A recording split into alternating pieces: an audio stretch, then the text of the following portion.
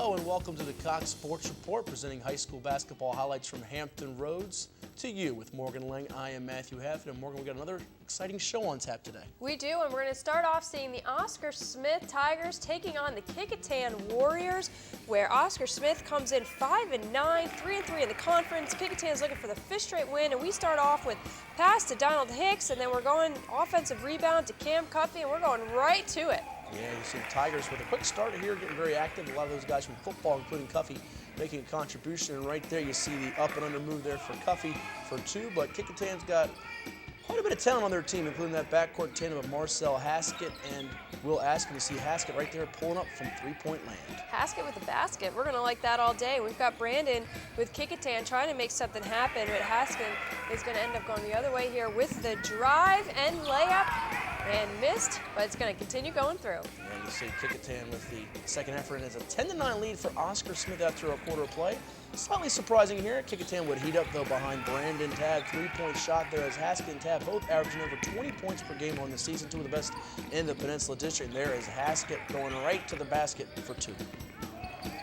And we're going to continue going down the other way this time. We're going to get the drive, and it's going to be an opportunity up for the three-pointer, and it is good. And you see Kecoughtan with Haskett and Tabb. So many weapons from long distance. Now the pull-up jumper is missed for Oscar Smith, and that leads to the break there, and it'll be the dunk there by Dion Tabb.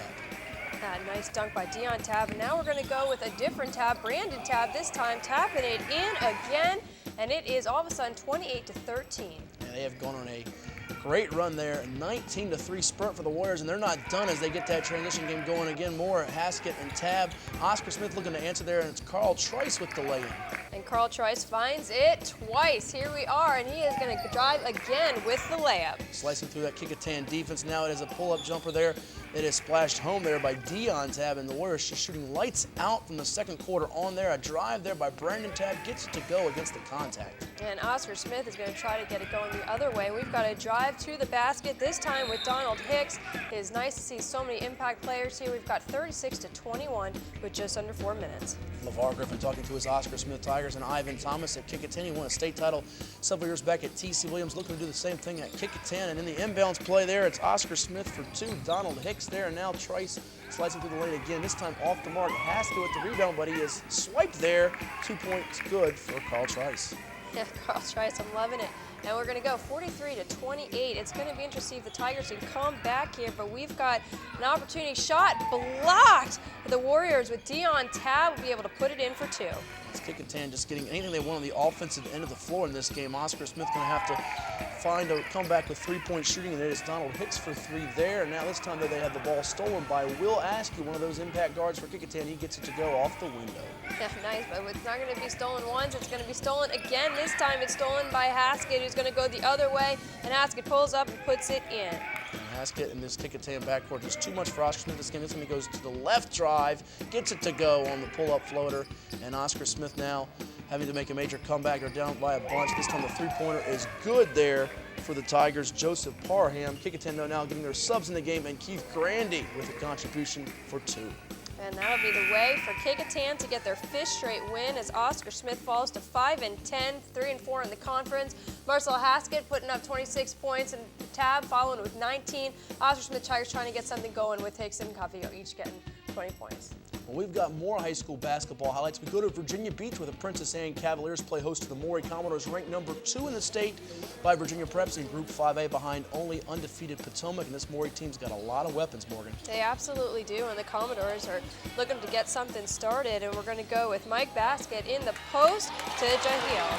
Ferguson is off the mark as the shot is blocked by Khalif Walker of Princess Anne. The Cavaliers now with the ball. It's Tyrell Jones with the crossover move going to the rim and gets it to go to PA. Oh, but Bash Knight's going to have an opportunity. It's going to go the other way this time, and it's going to be stolen ahead to Matt Coleman. He's going to be able to lay up for two. The Coleman-Bass Knight combination in the backcourt, very, very dangerous, and they get it done on the defensive end. This time it's Coleman with the swipe, throws it to Bass Knight. He lays it in for two, and Maury now starting to pour it on here with a hellacious run late in the first quarter. There's Jaleel Ferguson with the poke away. He gets it and throws it down with the flush. And Bass Knight's going to go the other way as we're going to try to make something happen here. And he's going to can the three-pointer. Nice job there by Bass Knight, and we're going to come into the half at 14-45. It's looking like They've got a pretty big lead there for the Commodores. A rout is on, and Princess Anne now having to make headway here in a hurry. It's with the drive there, T.J. Pittman going to the hoop, and then it's a foul line jumper good by Michael Barfield-Jones. Right now, Princess Anne, though, down by a bunch, and Maury's offense just cannot be stopped. Swinging the ball well, very patient, very unselfish, and there's a three-pointer by David Reed. And we're going to have, this time, Devon Young with the three-pointer, hitting it, making everything happen. And then Shaheem Drawn, a.k.a. Six, with the ferocious dunk as he puts it in. Powerful jam by Six right there. Now Maury again spinning out to the corner. Jalen Williams, David Reed. So many guys can fire it in from three-point range for this Commodores team. And the fast break there, you see Young hits the ball back from Jalen. He puts it in. Just unselfish teamwork there by the Commodores on the road. It is. It's nice to see them finish. Unselfish is right. And the Maury Commodores are going to go 81-33 as they take Princess Anne. Devon Young getting 15 points. Reed and Ferguson getting 10 points each. And Princess Anne trying to get it together with Jones and Pittman taking it in for 18. Well, you saw the Maury PA boys. How about the girls? That's coming up next on Sports Report.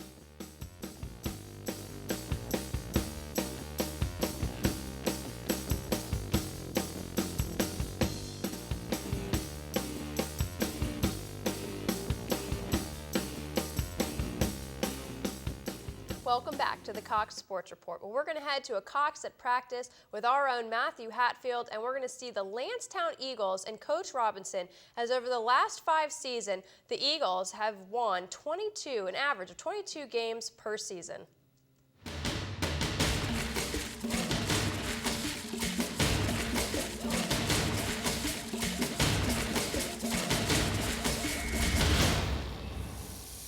We're here in Virginia Beach at Landstown High School, alma mater of one Percy Harvin, who just won a Super Bowl with the Seattle Seahawks. Also played basketball back in his high school days. Landstown's had a bunch of college prospects. What about the new guys? Coach Dwight Robinson and his team share their thoughts with us. I always tell everybody, come February is when you're supposed to be playing your best basketball. And like I said, I felt like before this snow hit, we were starting to really round into shape. And so we'll see how we respond from, being off these last 4 days or whatever it was, and see if we pick up where we left off. Hopefully this is the time of year where we're going to peak, but being off that long a time, just got to see how kids are going to respond to that. It's a little pressure, but it's not too much. It's just having fun playing basketball. Coach Rob, he gets on us a lot about pressuring the ball, setting the tempo high early, and saying defense wins games. If you can't play defense, then you're not playing, because it doesn't matter how much points you score or whatever. It starts with defense, and that's how it feels. And playing here, it's like it feels good because you know how you're one of the best, the best schools and stuff. And we have the amazing coach and all that. For us, it's harder to stop 5 guys that average 10 than to stop 2 guys that average 18. And so that's the whole idea, and us being able to spread it around, that just helps us. It doesn't put the pressure on one dude to have to come out every single night, and if he doesn't get 25, we're going to lose. So if we can have 3, 4, 5 guys close to 10 points or better, then everybody has to guard. You can't come into the game and say, we're going boxing 1, and they're going to have to figure out what to do, or triangle in 2.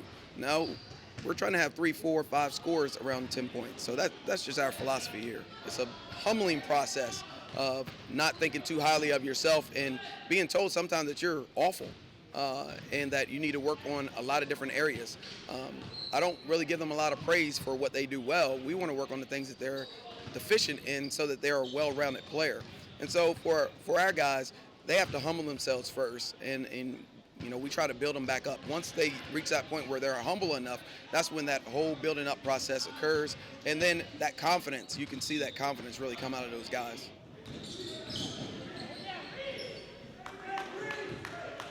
You can follow the Eagles on their playoff journey and quest for a state title all season long on Sports Report. For Cox at Practice, I'm Matthew Hatfield.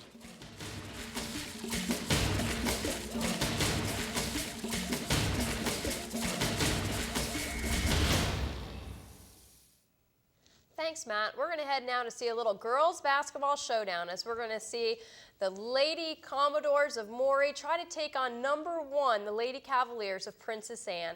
Princess Anne last game did beat Maury How are we going to see this one, Matt? This one could be a little tighter, Morgan, as you have two of the best in the area, ranked 1 and 2 in the same conference, which is unfortunate for fans in 5A because both are very worthy of competing for that state title. Only one will get to move on, though. It's Gianna Smith, Gigi, heading to Overman, having her shot blocked by Janela White out of the gate, and Janela White a presence in the middle for Princess Anne on defense and on offense with the deuce. Yeah, look at that fancy footwork by White, making something happen here. And this time we're going to get the poke away here, taking it by Hubbard. Geneva Hubbard making something happen up, and we're going to take the opportunity to put into two, and they're in the lead 7-4 starting this game. Nice start for Princess Anne, but the lead wouldn't last too long as Maury would come back and respond here. As you see the good passing there for the Lady Commodores. Keshana Sutton with the scoop shot for the Commodores around the rim, and then it's Gianna Smith passing it out here. Now going to get the ball back, and then she dishes it inside for two. It's Tiffany Daniel with the field goal. Yeah, nice. And we've got Maury trying to make something happen with Jada Lucky, who's going to drive to the basket, and they're up now, Maury, 14-13 at the half. There's no luck in that for Maury. They're up 14-13, working hard, getting back into things, but Princess Anne will defensively make some adjustments here. Now it's Shanette Hicks with the basketball. Look at the blazing speed by Hicks going to the basket for Virginia Tech commit, and Junior, one of the area's best. And Gigi, ODU commit, who we just mentioned, she's not going to let it stop there, and she's going to get the drive, and she's going to go up and end up getting two. So that combination, Smith and Hicks, two D1 players, very tough to contain. Maury up 6 late in the third quarter. Princess Anne having some trouble offensively. They would get it going, though, as you now have Hubbard with the pull-up jumper off the mark, but there's Janela White with the second chance points. Always pivoting. And it's going to go with Hubbard this time, trying to get it, getting the loose handle of the ball here, but she gets it back, and she's going to be able to get up, and she's going to go 4 3 in the quarter. This one jumped away by Hubbard off for assist from Mercedes to Pia for Princess Anne. It's now 27-23 in favor of PA, start of the fourth quarter. And Shanique Hicks with the drive to the basket and foul, and she's making something happen. Hicks, one of the best in the area, as we said. She's been on fire. Did not play in the last meeting for Maury, and she's now healthy. And they see Hicks there now kicking it out. 3-point attempt for Maury. It is in, and it is good. Maury now with, you see Jada Lucky with those 3-point weapons at 34-31. The Commodores back in the lead. They are, and they're going to go with the rim to White, making it go in, and it is good, and she draws the foul. You can see this energy as they are just pumped, knowing that they have an opportunity to keep this lead going. Jenna Smith is going to get all the way there with Tiffany Daniel with the lead. And she is fouled here with a charity strike for the 3-point opportunity. What action. Back and forth we go, as you see two of the finest girls basketball programs in Hampton Roads battling it out, duking it out. 37-35, PA down 2 with 17 seconds to go. Can they force overtime or win it? They need something. They need to get the basket. They're at the baseline, gets it in. They're locked at the tie. And going in, opportunity. Will it be going into overtime? Maury now with a chance to win it here. Hicks now beginning to see double teamed and harassed defensively. It'll be Gigi for 3 at the horn, off the mark, and we're headed for some extra fun. I'd say we absolutely are. You can see the fans getting excited. Tied at 37, and we're going to go into overtime as Geneva Hubbard is going to be able to take it. Going in, passes it out, it's up for 3, and they are in the lead with Princess Anne. Extra pass from Justice Leader finds Hubbard. 3-point shot is in, and Princess Anne would take control in overtime. You see Maury, though, missing right there is Janela White. She is a board eater right now in this game, and that leads out to the fast break. There's Mercedes Tapia for 2. That's nice. It's good to see this presence in the middle as they're making something happen. It's 47-38. That will be an overtime win for Princess Anne, who will stay number 1. Jeanette Hicks going for 10 points. Daniel also putting in 10. And for Princess Anne, Hubbard putting in 19 with 4 rebounds. And how about White? 28 rebounds in that game. Huge performance. And we're going to go with the Recruiting Eligibility and Compliance Forum next Tuesday, February 11th. It's a free event for all high school athletes looking to play college. The NCAA and our local colleges and universities will be at the Virginia Beach Resort and Conference Center on Tuesday night. We hope you'll join us. Go check it out. We've got more action, including Western Branch, Lake Taylor, Booker T. Washington. Don't go anywhere, right here on Sports Report.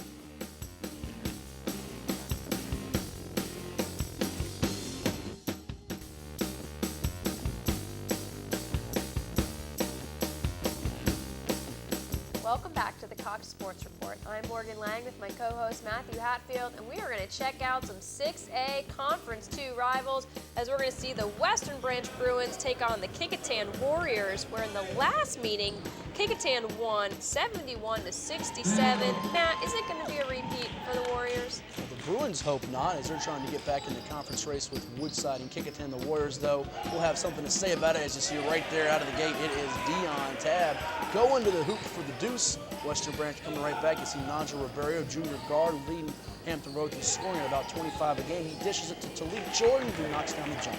It's looking like it could go either way here, and Western Branch is going to try again to make something happen, and it is going to be stolen by Markel Haskett, who's going to get the pickpocket and laid it. Haskett keeps going to the basket, something we've said all show long here for Kecoughtan, and now Western Branch now has it stolen by Nick Carrera, a two-sport athlete, also played some football for Kecoughtan. He goes to the hoop, gets it to go, and he's headed to the foul line for a three-point opportunity. And Brandon Tabb is going to go in transition, drive to the basket, and it is good.